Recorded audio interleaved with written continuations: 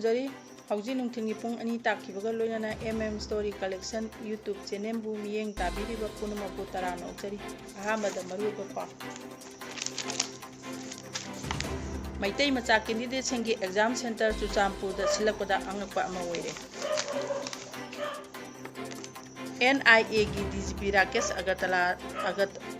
Agarwala Manipur governor उनखरे लमदम सिगी तंग तु लेता पुरके हारबदी वारी सानबा संगनबा यानबा होनबा तंगाई पदे CM अनिनबु कंडीशन अमता यावदना थादोपिरो लुक वाइथौदा मियामना यानिंगदबा फोंगलोक्तना खोंजा चखरे येनसेंबा बिलासनी लेखिदरे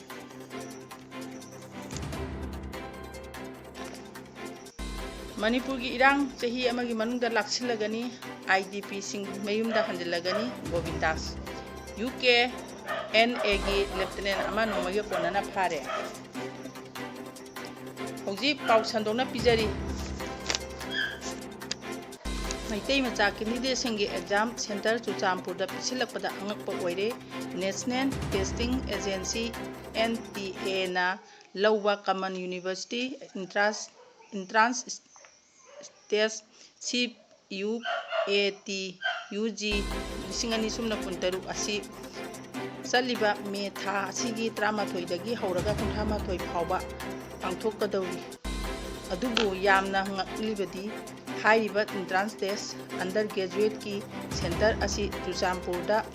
पिसिलकपदगी अंगकपा अमा ओइरी पांथोकदौरिबा कॉमन यूनिवर्सिटी इंट्रांस टेस्ट 2023 असिदा मैतै मचा कैंडिडेट कया अमगी exam centre Churachandpur district Raven college BSF road चुचामपुर लेबा असिदा पिरकले लोइनना मरी लेनाबा एमिकार्ड नचिंबसु महिरोइसिंगी मखुता यौरगले अदुबु bumper zone थमदुना Meitei अमता चंगबा ngamdana lairiba chuchampurda matau karamna maitai candidate singna exam thaba chakadoribano haibasi asamba wahang ama oiri pauche asida common university entrance test asida saruk yagadoriba maitai candidate kaya naduna wari saba matamdagi Manipur की chief minister अमदी MLA फावबा ngasi फावबा चुचामपुरदा चंगबा ngamdana लेरगा अखोइना मतौ करमना चुचामपुरदा चंगलगा एग्जाम थागदौरिबनो हाइदुना यामना लांतकनबा अमगा लोइनना एग्जाम सेंटर असी होंदोकपीननबा मरी लेनबा अथॉरिटी दा तक्सिन लगनी हाइना कैंडिडेट सिंगना फोंदोरगली मणिपुरदा लेरिबा कांगलुक खुदिमके लोना यादबा खुलाई पाइबसिंग सही अमगी मनुंगदा यूनियन होम मिनिस्टरगा खुसमनदना लाक्सिलगनी मदुगी मतुंगदा IDP सिंग मसागी मयुमदा हंजनबा होनरगनी मसिदा मणिपुरदा लेरिबा मियामनासु मतेंग पांगबियु हाइना होम मिनिस्टर गोविंदास कोंथौजना फोंदोखरे वाफम असी कुकी नार्को टेररिस्टना मैतै सिंग तुमना हालगा मणिपुर थुगाइनबा होनरकपा चाही ओम मापुंग फारकलबा फावबदा इंडिया अमदी मणिपुर गवर्नमेंटना तुमिना लैसिनबा यानिंगदे हाइदुना मे 4 दगी हौना थंबान मरी कॉलेज वैनाम रिलीफ कैम्पदा चंगजफम लौदुना लैरिबा तोरबुंगदगी वांगजम प्रेमजिना चथरकपा सिदी फावबा जरा हेमगी खुंजंग ngasi नुमि हुमनी सुरकपदा थाजबा पीबदगी हंदोखिबगा लोइनना मथकी वाफम असी होम मिनिस्टर गोविंदास कोंथौजना फोंदोखिबनी ngasi थंबामरी कॉलेज वैनांगी इंडोर हॉलदा चथकिबा जरा हेमगी खुंजंग चथबदा वैनाम AC की MLA Irengbam Nalini DC Bishnupur Pooja Langbam SP Bishnupur KS आइस रवि कुमार SDO नंबोन CMO Bishnupur SDO SDC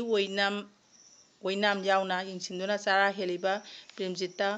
ORS अमदी सिंग इंबिदुना थाजबा पीबगा लोइनना खोंजंग अदु हंदोकपिनबा गोविंदास ना प्रेमजित अमदी कमिटी सिंग थाजबा पीदुना हाइखिबनी गोविंदास कोंथौजमना हाई PR matungda lagliba anaba government asina lamdasida tangtu leitaba purangnaba amadi furu khudimang nungsi chanana punna hanagum laiminaba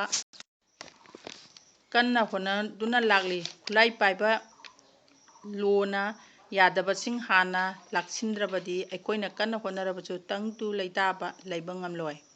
ngasidagina chahi amagi manungda manipurda leiriba lona yadaba kanglok khudimaki khulai paibasing union ministry ga khusamnaduna laksinaba honaragani masida manipur puna khundaminariba yelongmisingna mateng pangbiyu hainasu Govindasna phongdoki Chuchanpur Maitai United Committee gi co-convener Naba Ningthaujamna hai IDP singna matam kayagi mamangdagi ngasi phawba Manipur government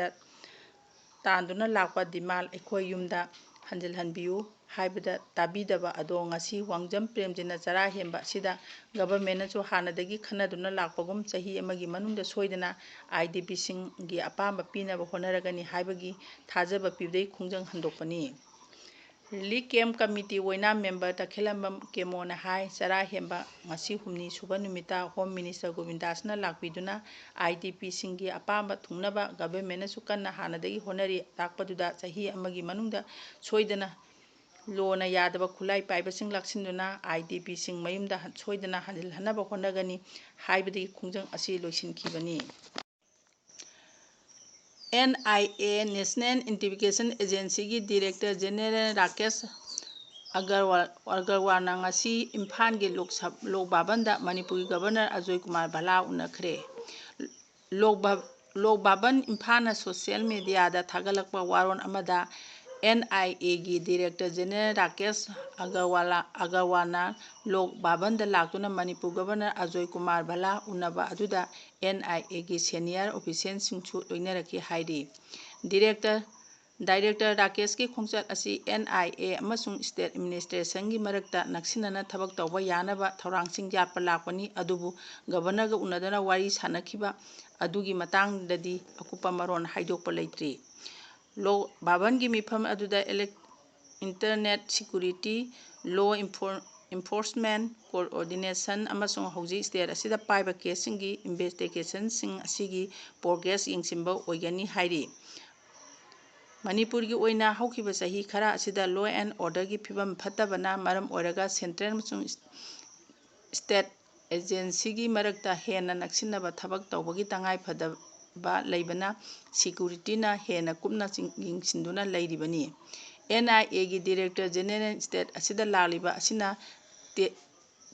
state asigi security ga mari leinaba wafamsing amasung kesing mapung phana thijinbaga loinana soidana mari leinagani hairi state asida ing tapa amasung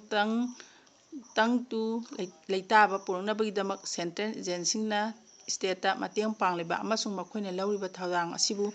Governor Ajoy Kumar Bhala na thagatpa phongdoli NIA gi Director General Agarwalna Imphanda lagliba asi state asigi security mechanism hena mapangan kalhanba amasung maruoiba